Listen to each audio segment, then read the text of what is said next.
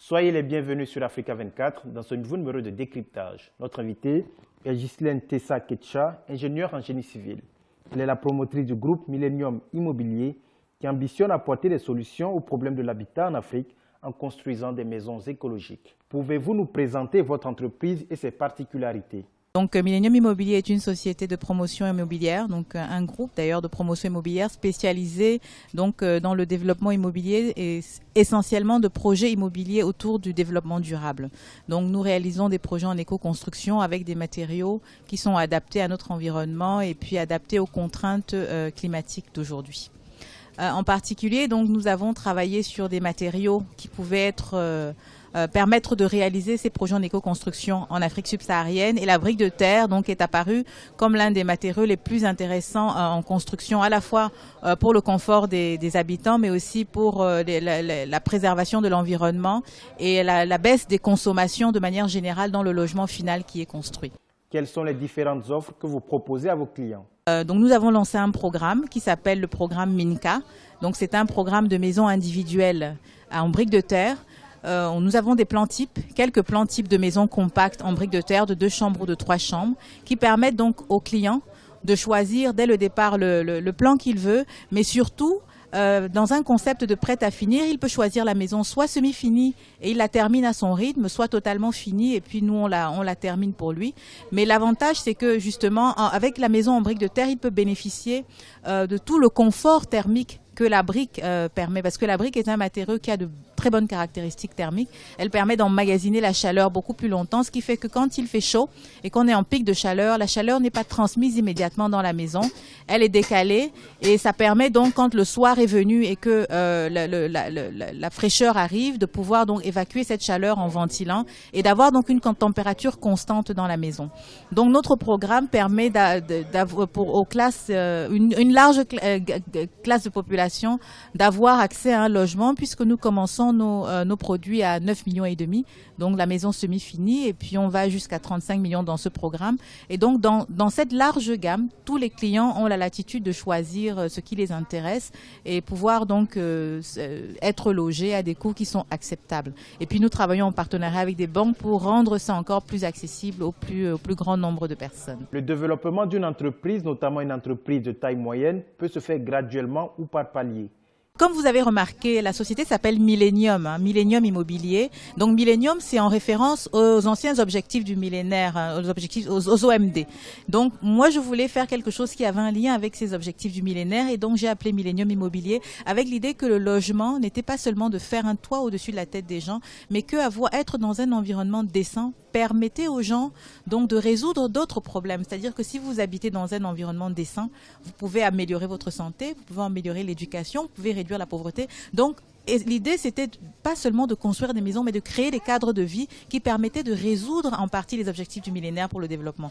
Donc, Millennium Immobilier, l'immobilier autour des objectifs du millénaire, donc forcément, il fallait construire des maisons écologiques, donc des maisons qui permettaient de consommer moins d'énergie, qui permettaient d'utiliser des matériaux qui étaient proches de nous, d'utiliser une architecture qui correspondait à notre environnement, de créer de l'emploi, et donc tout ça là favorisait les objectifs du millénaire pour le développement. Donc c'était évident qu'un tel projet devait être réalisé par nous, puisqu'on a cette ambition-là de lutter donc contre la pauvreté, et puis de créer de l'emploi, d'innover dans la construction, et surtout de répondre à une problématique importante aujourd'hui, le logement pour les Africains. C'est un problème crucial et ça nous est apparu comme un projet qui pouvait résoudre beaucoup de ces problèmes en même temps. Quelles sont les étapes que le développement de votre entreprise a connues ? Le financement, bien sûr, c'est très compliqué parce que quand vous dites briques de terre, tout de suite, les gens ont il y a une connotation un peu traditionnelle, négative. Bien sûr, la brique a une origine vernaculaire, mais c'est un matériau très contemporain.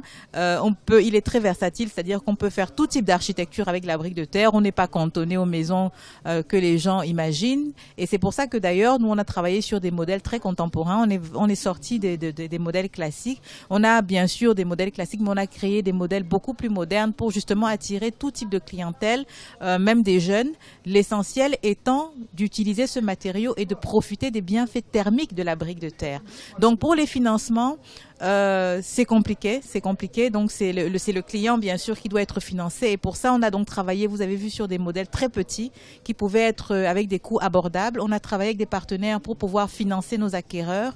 Et puis ça permettait donc que les gens puissent construire et payer petit à petit, en l'occurrence le crédit foncier. Et pour la fabrication des matériaux en eux-mêmes, nous on s'est financé comme toute entreprise avec toutes les difficultés que ça implique pour acquérir tout le matériel de fabrication.